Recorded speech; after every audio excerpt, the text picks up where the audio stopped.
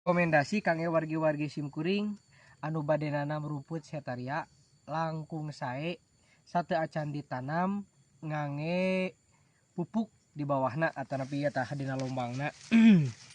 Tadi dia jadi dina lombangna nanti tuh ngange kohe domba heula wargi tuh kangge naon supaya subur ieu na tuh jukutna 1 bulan tos sakieu komo ieu upami melakna sakepe ieu simkuring melakna tilu-tilu pan. Pokokna mah rekomendasi pisannya wargi-wargi anu bade ngebon mah ngange pupuk, cuman langkung saya pupukna difermentasi heula, disimpen heula kirang langkung 2 bulan atau napi 3 bulan. Langkung saya 2 bulan cekap lah, 2 bulan disimpen heula teh dombana satos dikeluarkeun tina bawah kandang, keluarkeun simpen 2 bulan, satos 2 bulan neme diange ieu pupuk. Alhamdulillah.